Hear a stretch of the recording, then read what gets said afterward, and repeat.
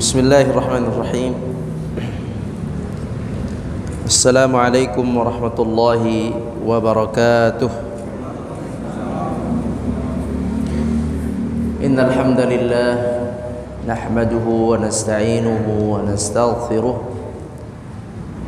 wa na'udzu billahi min shururi anfusina wa min sayyiati a'malina. من يهده الله فلا مضل له ومن يضلل فلا هادي له أشهد أن لا إله إلا الله وحده لا شريك له وأشهد أن محمدا عبده ورسوله لا نبي بعده اللهم صل وسلم وبارك على نبينا محمد وعلى آله وصحبه أجمعين أما بعد فقال الله تعالى أعوذ بالله من الشيطان الرجيم يا أيها الذين آمنوا كتب عليكم الصيام كما كتب على الذين من قبلكم لعلكم تتقون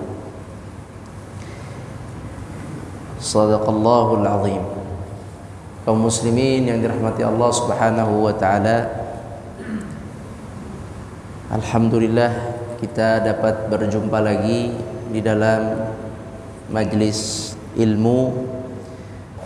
Semoga Allah Subhanahu wa taala memberkahi umur kita, menerima amal ibadah kita dan mengampuni dosa-dosa kita. Amin ya rabbal alamin.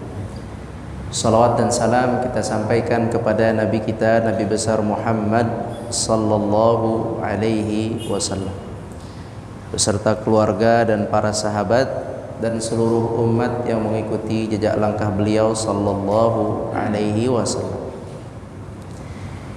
Hari ini kita berada di bulan Sya'ban.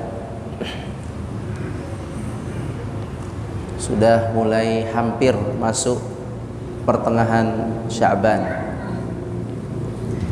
Bulan Sya'ban adalah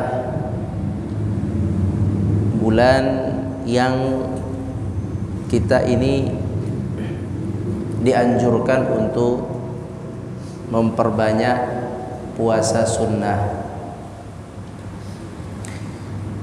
Barang siapa yang ingin berpuasa sunnah berurut harinya Senin, Selasa, Rabu, Kamis, Sabtu, Ahad, silahkan lakukan di bulan Sya'ban. Dan tidak ada pahala khusus, tidak ada ganjaran khusus, hanya memperbanyak puasa saja. Niatnya adalah puasa sunnah di bulan Sya'ban. Hari-harinya dipersilahkan bebas, tidak terikat hanya Senin dan Kamis saja, namun boleh di hari-hari yang lain.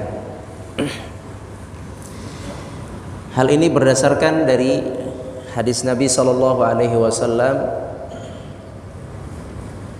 dari Aisyah radhiyallahu anha yang mengabarkan bahwa Nabi sallallahu alaihi wasallam memperbanyak puasa di bulan Sya'ban. Kemudian Nabi sallallahu alaihi wasallam pernah ditanya, "Kenapa engkau wahai Rasulullah memperbanyak puasa di bulan Sya'ban?" Puasanya puasa sunnah ya. Kemudian Rasulullah sallallahu alaihi wasallam menjawab, kata Rasulullah, bulan Sya'ban itu bulan yang banyak dilupai oleh manusia. karena letaknya terletak di antara dua bulan yang mulia. Bulan yang pertama Rajab, bulan yang kedua Ramadan. Rajab bulan haram, bulan mulia. Rajab ini bulan haram. Bulan haram itu ada 4 ya. Ada Dzulqa'dah, Dzulhijjah, Muharram, dan Rajab. Jadi Rajab itu bulan yang mulia. Udah lewat. Rajab mulia. Ramadan mulia. Ada satu bulan di tengah-tengah yang mulia ini diabaikan oleh manusia. Itu awalnya seperti itu. Diabaikan kata Rasulullah SAW. Padahal bulan Sya'ban itu kata Nabi adalah bulan diangkatnya amal ibadah manusia sejak Ramadan yang silam sampai Rajab kemarin. Jadi amalan kita di bulan Ramadan yang lalu ini, Ramadan, Syawal, Dzulqa'dah, Dzulhijjah, Muharram, Safar, Rabiul Awal, Rabiul Tsani, Jumadal Ula, Jumadal Tsaniyah, Rajab. Nah, sampai 10-11 bulan yang silam itu akan dilaporkan kepada Allah Azza wa Jalla oleh para malaikat di bulan ini, di bulan Sya'ban. Diangkat amalnya kepada Allah Azza wa Jalla. Namun kita tidak tahu giliran kita ini akan diangkat tanggal berapa. Apakah di permulaan Sya'ban atau pertengahan atau akhir, kita tidak ada yang tahu. Nah, Nabi SAW menjelaskan bulan ini bulan yang penting untuk beramal saleh, sebab penentuan amal diangkat kepada Allah Azza wa Jalla. Maka itu Nabi SAW beliau berpuasa dengan harapan, jika aku berpuasa, aku berharap saat malaikat mengambil atau mengangkat, melaporkan amalanku, saat itu aku sedang berpuasa. Dan kemungkinan besar kalau orang diangkat amalnya sedang berpuasa, kemungkinan besar insya Allah amalnya diterima oleh Allah Subhanahu wa ta'ala. Itulah sebab Nabi SAW memperbanyak puasa di bulan Sya'ban. Tidak mengkhususkan tanggal 15 Sya'ban. Tidak mengkhususkan tanggal 15 Sya'ban. Tetapi silakan berpuasa sebanyak mungkin di bulan Sya'ban sesuai kemampuan. Baik, itu muqaddimah di bulan Sya'ban. Nanti ada namanya nisfus Sya'ban, pertengahan Sya'ban. Pertengahan Sya'ban malam ke-15 bulan Sya'ban. Sekarang tanggal berapa? 13 Sya'ban atau 14? Sekarang 14 atau masuk 15 ini? Oh, berarti ntar malam ini. Berarti ini malam nisfu Sya'ban berarti. Malam nisfu Sya'ban adalah malam tanggalan Hijriah.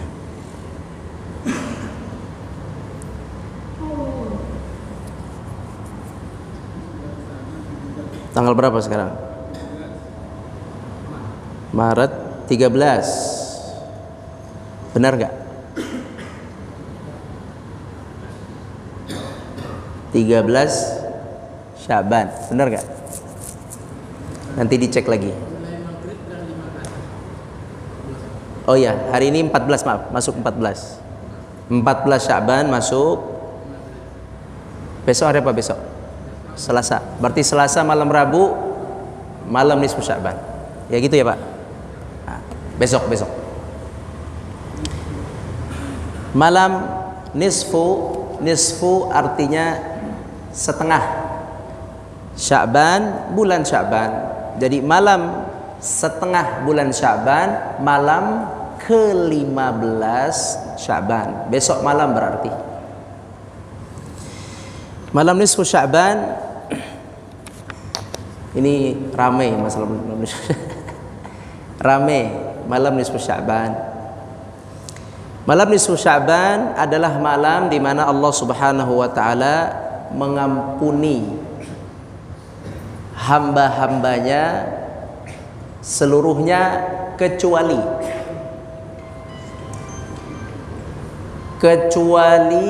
yang musyrik dan musyajir.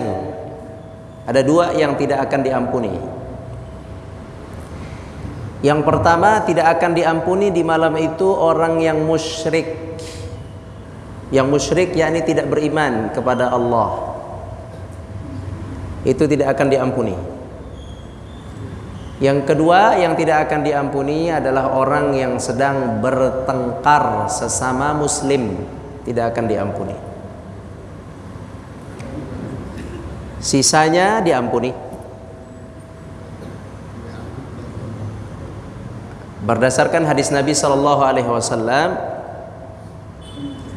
yang artinya sesungguhnya Allah melihat kepada hamba-hambanya pada malam nisfu Sya'ban.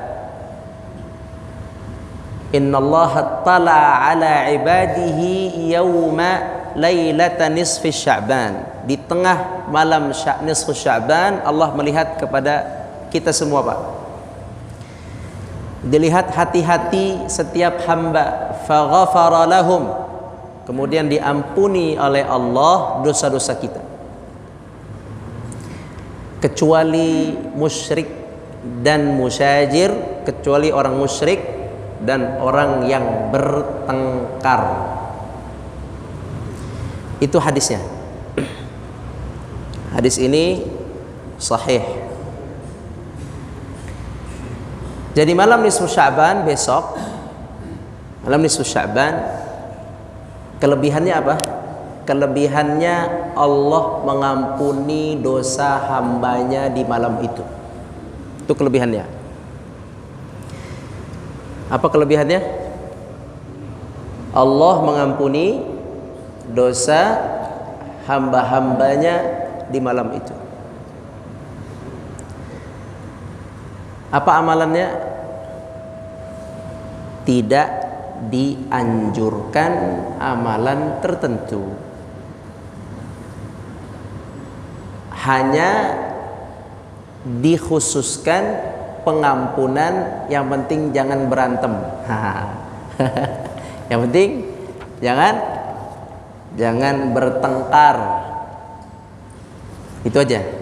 Kalau tidak bertengkar, maka dapat ampunan itu. Baik dia sedang tidur atau dia sedang salat qiyamul lail atau sedang tilawah Al-Quran. Syaratnya dua kok. Syaratnya dua, yaitu tidak bertengkar, tidak musyrik dan tidak bertengkar. Bagi kita sisa satu, kita sudah tidak musyrik, sisa satu tidak bertengkar. Itu saja. Jadi tidak ada yakni tidak, di situ tidak ada anjuran khusus untuk melakukan amal-amal soleh. Yang ada anjuran khusus adalah malam 10 terakhir Ramadan.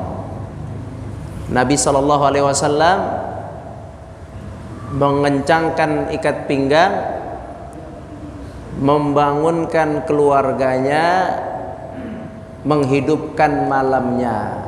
itu hadisnya jelas 10 terakhir bulan Ramadan. Kalau Sya'ban silahkan yang mau sholat qiyamul lail seperti biasa. Yang biasa sholat jam 3 silahkan, jam 4 silahkan. Tidak ada ritual khusus. Nah, yaitu yang kami fahami. Tapi kalau ada mungkin guru yang lain, Bapak harus punya gurunya yang mana? Kalau ada guru yang lain yang menganjurkan amalan-amalan, silahkan masing-masing memilih guru. Memilih guru yang diyakini. Baik. Kalau kami mengikuti yang tidak mengamalkan. Perbedaan ini sudah terjadi sejak zaman tabi'in. Zaman Nabi tidak ada amalan, zaman sahabat tidak ada amalan, zaman tabi'in generasi ketiga muncul amalan. Amalan menghidupkan malam nisfus Sya'ban. Amalan yang pertama muncul malam nisfus Sya'ban itu di negeri Syria. Pencetusnya para ulama dari kalangan tabi'in. Saat itu terjadi perselisihan yang besar dari dulu nih Bapak Ibu sekalian, perbedaan pandangan yang sangat besar antara ulama di negeri Syria dengan ulama di negeri Hijaz, negeri Syam itu Syria, dan negeri Hijaz itu di Mekkah dan Madinah. Ada dua pandangan yang sangat berbeda saat itu mengenai nisfus Sya'ban. Ulama di negeri Syam di Syria, mereka mengisi malam nisfus Sya'ban dengan berbagai macam ibadah. Sedangkan ulama di negeri Hijaz itu Makkah Madinah, tidak mengerjakan apapun di malam nisfus Sya'ban. Itu yang terjadi. Pasti kalau bapak-bapak di luar pasti pecah pendapatnya. Pasti ada dua. Ada yang mengatakan beramal dengan amalan. Ada yang mengatakan tidak perlu beramal. Keduanya muncul sejak zaman dahulu sudah sejak dulu. Namun kami mengikut pendapat yang tidak mengamalkan apa-apa. Nah, termasuk puasa tanggal 15 Sya'ban. Biasanya malamnya ibadah nih, yang mengikut pendapat ulama di Syam, malamnya ibadah, besoknya puasa gitu kan. Kalau kami, yang kami fahami dan kami ikuti, malamnya silahkan normal saja, ibadah sesuai yang biasa. Besoknya kalau mau puasa saja, tapi tidak ada kekhususan apapun. Silakan puasa, masuknya puasa Sya'ban, bukan puasa nisfu Sya'ban. Bukan, tapi puasa di bulan Sya'ban yang tadi sudah dijelaskan, dianjurkan berpuasa. Itu pendapat yang kami ikuti. Tergantung ini Mufti Korea Thaibah ini siapa? Masing-masing ambil mufti. Nggak apa-apa Pak, saya muftinya Ustadz ini aja lah. Ya udah silahkan. Ana muftinya Ustadz Fulan, nggak apa-apa. Khair. Ana ikut pendapat itu berdasarkan dengan pendalilan dari hadis yang sudah kita bacakan, bahwa malam nisfu Sya'ban, malam keutamaan diampuni, dengan syarat bukan mengisi dengan ibadah, syaratnya jangan bertengkar. Kalau mengisi ibadah tapi bertengkar, buat apa juga? Karena hadisnya jelas di situ, tidak bertengkar antara muslim dengan muslim. Itu aja syaratnya. Bersihkan hati di malam itu dari sekarang. Jangan ada musuh, jangan ada pertikaian dengan abang, dengan adik, dengan tetangga, dengan teman, dengan siapapun yang sering kita berhubungan dengan mereka. Jangan ada perdendaman. Pendendaman itu yang menghambat ampunan. Udah itu aja. Itu sederhana itu, tapi susah itu. Ya, apalagi yang sedang ada masalah pertikaian, susah. Jadi itu syaratnya. Baik.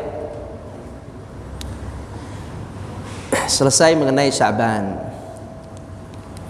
Nah, sekarang kalau sudah Sya'ban maka mendekati Ramadan. Kita akan bahas sedikit tentang ayat Ramadan, ayat puasa. Bismillahirrahmanirrahim. Mudah-mudahan Allah berkahkan waktunya ini. Bismillah.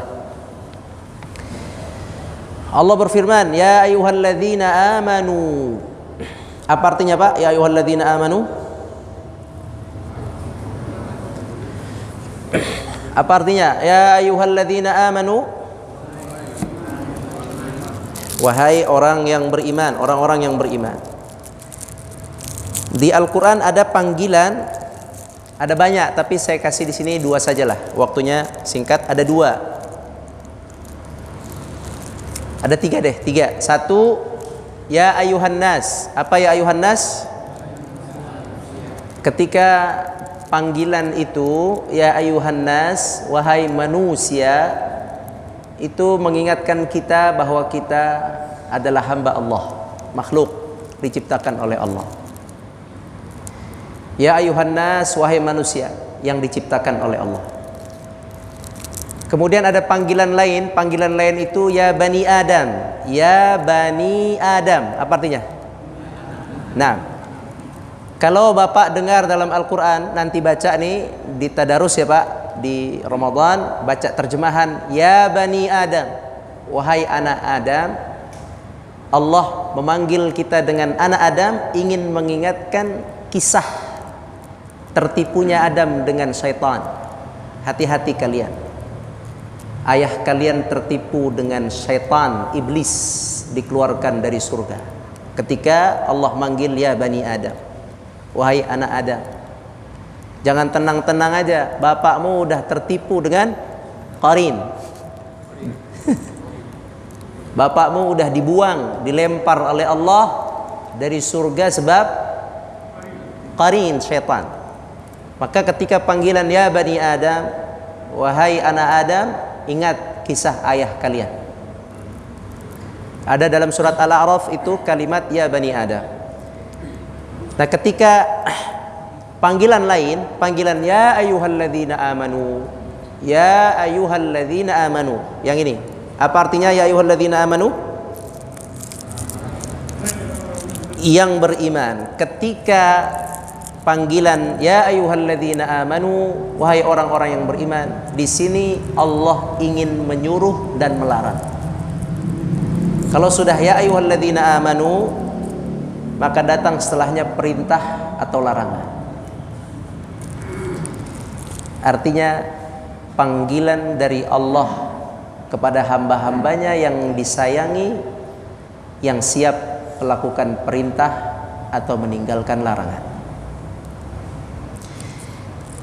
Sekarang begini, apakah semua orang Islam itu salat atau tidak? Tidak. Apakah semua orang Islam ini besok puasa atau tidak? Tidak. Maka orang-orang yang Muslim dengan syahadat asyhadu an la ilaha illallah wa asyhadu anna Muhammadar Rasulullah, kemudian dia tidak salat, maka dia tidak terkategorikan mukmin. Dia belum memiliki iman, tapi dia muslim. Kalau mati kita salatin. Itu orang muslim mabok, mati pinggir jalan, salatin. Masuk ke tempat klub malam, nauzubillah min zalik. Mati, lihat KTP-nya muslim, salatin.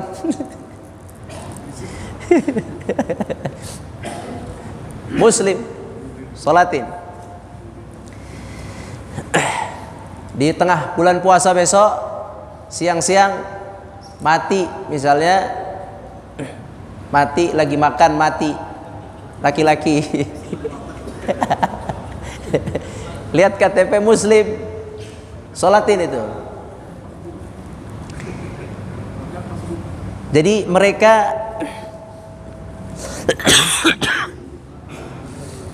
mereka adalah muslim, tidak boleh diperangi, tidak boleh dimusuhi, tidak boleh dikafirkan. Mereka Islam dengan kalimat syahadatain, tapi mereka belum yakin ada hisab, ada surga dan neraka. Mereka tidak yakin akan dimintai pertanggungjawaban oleh Allah Azza wa Jalla. Ketidakyakinan ini menyebabkan mereka tidak kuat mengamalkan perintah dan larangan. Maka nanti di bulan puasa kita akan mendapati orang-orang yang tidak berpuasa, maka mereka tidak dikategorikan mukmin, mereka adalah muslim. Kemudian siapa yang bisa berpuasa? Yang bisa berpuasa adalah yang mukmin, yang memiliki iman, keyakinan akan adanya pembalasan, hisab, neraka, surga. Ada dosa, ada pahala. Barang siapa yang yakin dengan dosa dan pahala, maka dia akan berpuasa besok di bulan Ramadan. Tapi orang yang beriman ini dibagi dua lagi. Orang yang beriman dibagi dua lagi. Ada yang beriman dengan iman yang ikut-ikutan. Nah, dia akan puasa sebab orang banyak berpuasa, tapi matanya tidak berpuasa, lisannya tidak berpuasa, tangannya tidak berpuasa. Mereka adalah orang yang beriman yang ikut-ikutan, yang imannya masih tergolong iman anak-anak, anak kecil, walaupun udah ubanan walaupun udah tua atau walaupun sudah dewasa, tapi bisa saja dia berpuasa hanya sebab ramai dia berpuasa. Dia ada imannya, ada, tapi imannya kecil. Kemudian ada yang berpuasa dengan sungguh-sungguh.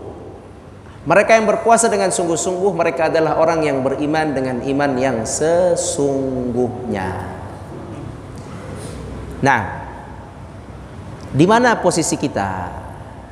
Apakah kita orang yang meyakini pembalasan dengan benar-benar yakin sehingga merasa ringan dengan puasa Ramadan? Ataupun kita termasuk orang-orang yang tidak yakin sehingga kita tidak puasa, atau kita yakin yang tidak sungguh-sungguh sehingga puasa hanya mengikut keramaian saja. Jadi umat Islam itu dibagi-bagi, dikelompokkan. Pertama muslim, yaitu orang yang hanya berislam dengan lisan. Dia kalau ditanya, yakin gak ada hari kiamat, ada hisab, dia ngomongnya saya yakin, percaya, tapi hatinya tidak yakin. Buktinya dia tidak salat, buktinya dia maksiat. Itu buktinya, dalil bahwa dia tidak yakin, dia maksiat, dia tidak salat, dia tidak puasa. Itu bukti nyata dia tidak yakin, tidak ada iman di situ. Kemudian yang kedua adalah orang yang beriman, dia beribadah, puasa, tapi imannya iman yang lemah. Habis puasa, yakni puasa maksiat, puasa maksiat, tidak jaga puasanya. Ini adalah kelompok yang mukmin iman lemah. Kelompok ketiga adalah mukmin yang imannya yang kuat. Mana yang lebih banyak? Yang banyak mana? Yang tidak puasa muslim, atau mukmin yang lemah, puasa hanya sekedar ramai, atau mukmin yang hakiki? Yang mana yang banyak, Pak? Ya, yang banyak itu adalah mukmin yang lemah. Nah, kalau yang banyak mukmin hakiki, nggak begini kita hidup. Khutbah Jumat, sholat Jumat. Berapa jamaah sholat Jumat sini? 1000 ada? 1500 kali ya? 1000 misalnya sampai belakang. Ada nggak yang tidak sholat Jumat? Ada yang tidak sholat Jumat? Ada. Antara yang tidak sholat Jumat dengan yang sholat Jumat, banyakkan yang sholat Jumat. Insya Allah banyakkan yang sholat Jumat, ramai sholat Jumat. Tapi bapak-bapak coba perhatikan, mereka yang sholat Jumat, apakah mereka yakin dengan keyakinan yang hakiki tentang hari hisab atau tidak? Tidak. Kebanyakan mereka sholat Jumat karena hari Jumat, ramai, tahu dia wajib sholat Jumat, dia sholat sama-sama di masjid. Bukan sebab iman, bukan sebab iman, bukan sebab dia berharap Allah berikan dia pahala, bukan dia sebab Allah berikan dia surga, enggak. Dia sholat itu ramai saja. Buktinya apa? Buktinya khutbah Jumat enggak pengaruh. Pulang Jumat dia maksiat lagi di sana. Barusan khotib ceramahin. Wah.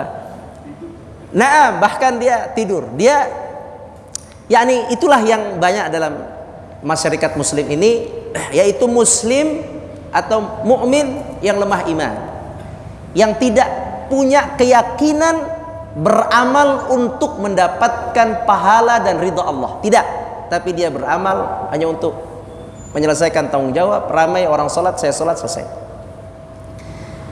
Nah, begitulah kurang lebih nanti dalam puasa. Nah, kita ingin di sini, ya ayyuhalladzina amanu, wahai orang-orang yang beriman, kita inginkan di sini adalah kita orang yang memiliki iman, yang berpuasa dengan yakin, yang berpuasa dengan keyakinan pembalasan dari Allah Azza wa Jalla. Ini yang kita ingin hidupkan di situ. Wahai bapak-bapak, ibu-ibu yang beriman, diwajibkan bagi bapak-bapak, ibu-ibu, bagi kita semua berpuasa. Barang siapa yang imannya kuat, yakin akan adanya surga neraka, yakinnya itu, yakin surga neraka kalau bisa Pak, yakinnya itu hatta idza ra'au ma yu'adun. Yakinnya itu yakin bagaikan kita menyaksikan ada di mata kepala kita. Surga itu kalau bisa ada di benak hati kita, ada di benak kepala kita, ada. Oh ya, saya puasa, Allah beri ganjaran surga. Saya ingin masuk ke dalam surga. Boleh nggak gitu? Boleh, tidak ada masalah itu. Saya puasa sebab Allah janjikan ada pintu surga namanya pintu Rayyan, pintu orang-orang yang berpuasa. Maka seberat apapun puasa Ramadan tidak akan menjadi beban bagi orang yang meyakini akan adanya pahala surga dari Allah Azza wa Jalla. Saya mengambil harta orang, saya takut sebab ada neraka. Saya yakin ada neraka, terbayang neraka, wujud neraka. Jadi hadirkan surga dan neraka itu di dalam benak kita. Beneran dihadirkan, ada hisab, Allah akan tanya kita, Allah akan minta pertanggungjawaban. Hadirkan itu yang akan menjadikan ibadah kita ringan ketika perintah Allah, kuat meninggalkan larangan-larangan Allah Subhanahu wa taala. Itu disebut dengan iman. Ya ayyuhalladzina amanu kutiba alaikumusiyam, wajib bagi kalian berpuasa. Tidak ada masalah bagi orang yang yakin dengan ganjaran Allah Subhanahu wa taala. Berpuasa sebagaimana diwajibkan, kama kutiba alal ladzina min qablikum, sebagaimana diwajibkan atas orang-orang sebelum kalian. Wajib puasa bagi umat sebelum kita, bukan hanya kita saja, sama mereka juga wajib. Cuman bedanya apa? Bedanya mereka berpuasa kalau besok satu Ramadan mereka mulai puasa setelah salat Isya. Ini kita salat Isya, Pak. Habis salat Isya tidak boleh makan, tidak boleh minum. Itu cara puasa mereka. Tidak ada sahur, tidak ada sahur. Itu puasa mereka. Dulu sahabat Nabi puasanya seperti itu. Ketika turun ayat ini, ayat yang kita baca ini turun, perintah wajib puasa, mereka puasa dari mulai Isya sampai dengan subuh, zuhur, asar, maghrib, buka puasa maghrib besok. Kemudian Isya, sholat Isya, puasa lagi. Jadi waktu berbuka sangat pendek. Karena pendek, mereka terkadang sholat Isyanya diakhirkan. Patokannya sholat Isya. Ya, jadi sholat Isyanya dibikin jam 9, jam 10. Kalau udah sholat Isya, baru puasa. Ya, tapi apa yang terjadi? Ada sahabat yang tidak sanggup. Habis sholat isya berhubungan suami istri. Yang satu lagi nggak sempat makan, besoknya pingsan. Nah, kemudian turun ayat Al-Quran yang menyatakan keringanan untuk umat Nabi Muhammad SAW, yaitu boleh berbuka puasa dari maghrib sampai subuh. Makanya kita sebagai muslim mukmin seharusnya bersyukur dengan keringanan puasa umat Nabi Muhammad sallallahu alaihi wasallam, dan harusnya menghargai sahur. Sebab kalau kita tidak diberikan oleh Allah keringanan itu, kita tidak akan pernah ada namanya sahur. Mana sanggup kita mengakhirkan sholat isya sampai subuh? Jadi di sana gini, dulu gini, siapa yang sholat isya mulai puasa, siapa yang tidur mulai puasa. Antara dua itu, apa tadi? Antara sholat isya atau tidur. Jadi kalau mau makan sampai subuh, Pak, jangan tidur, jangan sholat isya dulu, baru boleh. Tapi nggak mungkin lah kita begadang. Jadi patokannya siapa yang tidur atau sholat isya, dua itu. Tidur atau sholat isya, ini hadisnya di sini ada. Siapa yang tidur, ba'dal maghrib tidur, bangun tidur nggak boleh makan. Atau ba'dal maghrib masuk sholat isya nggak boleh makan. Patokannya dua. Yang tidur atau yang sholat isya mulai berpuasa, tidak boleh lagi makan. Oleh itu sahur itu adalah sunnah. Terakhir, puasa itu sebagai sarana bertakwa. Kenapa, Pak? Kenapa puasa itu sarana bertakwa? Sebab puasa itu adalah ibadah yang paling membuat syahwat lemah. Nggak ada yang lain. Salat, haji, umroh, syahwat masih bisa kencang. Tapi kalau puasa, syahwat itu lemah sebab tidak ada makan, tidak ada minum. Maka puasa menjadi sebab terjaganya manusia dari maksiat. Jadi kekuatan terjaga dari maksiat di puasa itu. Makanya puasa disebut la'allakum tattaqun, supaya kalian bertakwa meninggalkan maksiat. Baik, itu saja kurang lebih bahasan kita. Ada yang ditanyakan?